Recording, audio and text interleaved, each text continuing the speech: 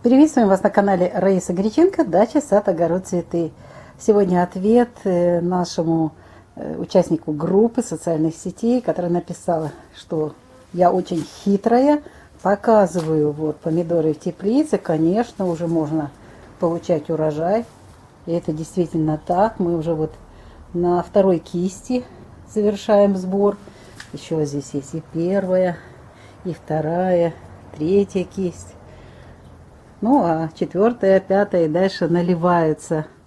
Здесь мы уже поработали с помощью кальция два опрыскивания. И идет процесс, потому что очень жарко стало. Естественно, нужно помочь растению усваивать все нужные питательные вещества для того, чтобы наращивать плоды. Но вернемся к тому, что было возмущение. Да, в теплице хитрющая такая, и рассказывает о том, как выращивать томаты. Попробуй на улице вырастить. Ну вот давайте рассмотрим такой пример. Это пример вот Белфорд. Я специально в этом году не хотела высаживать в другом месте, но получилось так, что несколько семян мне подарили другого сорта. И получилось, что несколько этих растений остались свободными. Это все Белфорд. Вот он, Белфорд. Это, кстати, 4 растения, которые у нас были посеяны 17 февраля. Ну вот, а здесь вот несколько растений, которые мне были подарены. Они тоже растут. Ну, будем разбираться по вкусу, как они и что они, пока не могу сказать. Вот. Но здесь речь пойдет о Белфорте. Замечательные томаты, этот мы уже выращиваем несколько лет, и равных этому томату нету. В плане того, что он вкусный, красный такой, рассыпчатый. Вот тот томат, как мы собирали в поле Волгоградский, вот это селекционеры его создали таким замечательным. И вот первая кисть вообще, смотрите, это уже третья, сейчас поспевает крупная. Первая мы уже все собрали, там маленький помидорчик. Вторая тоже уже 2 помидора собрали, остаток вот там созревает. Ну, а вот третья кисть, более крупная, это уже закончились холода, закончились испытания погоды, и начался рост вот этих томатов. Итак, томат Белфорд в теплице. А сейчас пойдем посмотрим, как он. Это поликарбонатная теплица. А я сейчас вам покажу, как он растет в другом месте. А вот здесь это западная сторона дома. Здесь прохладная почва была очень долго. Я, правда, чуть-чуть позже, на несколько дней позже, как раз прошла волна холода, эти 2 растения высадила вот здесь, в открытом грунте, у дома. Вот он растет. Высота, конечно, не такая, ну, уже больше метра. Надо тоже подвязать. Вот. Это самый высокий один стволик. Тоже 2 стволика. А вот этому не повезло. Он возле актинидии. И, естественно, ему вообще мало света. Даже днем с этой стороны, когда солнце поворачивает. Но смотрите. Если там у нас зеленые листья, все нормально. Кстати, обрабатывала всегда эти томаты вместе с тепличными. Постоянно одинаковые были, защитные, подкормочные. Все это одинаково обрабатывалось.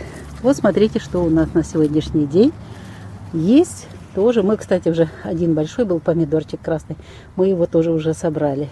А здесь уже поработал клоп-черепашка. Уже видно. Вот. И там дальше, по-моему, такая же ситуация. Ну и здесь более болезненные. Хотя мы обрабатывали, но видите, тоже задатки были грибковых заболеваний. Хотя этот помидор очень устойчив к различным заболеваниям. Но вот остановили процесс. При такой погоде пришлось обрабатывать. И в теплице и в открытом грунте процесс заболевания остановлен. Я вот эти листья еще на уровне плодов не собирала, не обрезала, но уже вижу, что надо будет обрезать. И почему я здесь на улице не обрезаю, на уровне плодов оставляю, для того, чтобы от солнца была защита, для того, чтобы закрывали плоды и они не запеклись. Вот тем более сейчас устанавливается вот такая жара. Ну вот, видите, эти томатики, вот такие они. Высота, видите, между кистями чуть-чуть больше, чем в теплице, хотя это короткие междуузлия, но в связи с тем, что было очень холодно и долго вот такой период, растение вытянулось, и здесь мало солнца. Ну вот на улице Белфорд. Вот он, такой помидор.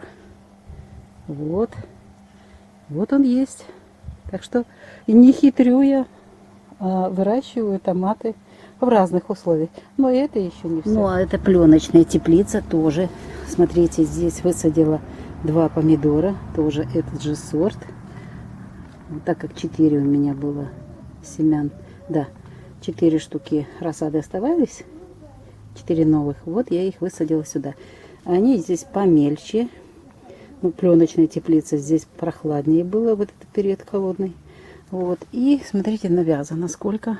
Но здесь как раз кальция не хватало, поэтому уже мы сделали такую подкормочку вторую. И кальция, причем не хватало не только томатам, но и другим растениям. Поэтому мы провели вторую вот сейчас подкормку именно по питанию кальцием. Вот они такие. Здесь условия совсем другие.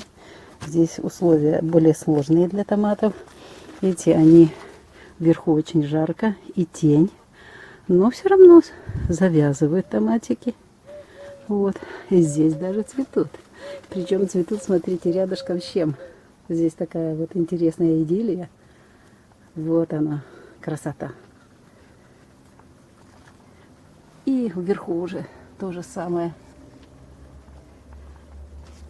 Так что я продолжаю изучать, как ведут себя томаты, наши любимые Белфорд, в разных условиях выращивания. И вот они здесь тоже пленочные теплицы. Здесь подвязка такая, и вместе с дынями вот таким образом растут. Посмотрим, какой будет результат. Ну вот первый плод уже мы собрали, а сейчас уже вот они помельче. Вот. Там тоже уже есть, можно собирать. Они тоже вкусные, потому что все подкормки, снова же, все проводится одинаково для всех растений. Ну, и снова возвращаюсь в эту теплицу, поликарбонат. Конечно, это лучше всего теплица. Она больше всего нам нравится. Здесь, кроме наших любимых Белфорда красных, есть розовые. Есть Фенда и Мэйшуай. Они тоже очень вкусные. У нас в семье разделение такое. Большинство любит Белфорд. А вот Фенда и Мэйшуай чуть-чуть меньше. Но в любом случае мы высаживаем и розовые. Вот они, видите, уже и верхняя кисть уже начинает созревать. Конечно же, теплица лучше. Кто-то мне написал тоже, что возмущение. Что вы теплицы показываете? Это очень дорого. А вы посчитайте, сколько вы тратите на то, чтобы купить семена, выращивать рассаду. Затем высаживаете, обрабатываете. И каждый год и все теряете. А может быть, вот мы уже 10 сезонов позади, 11 сезон.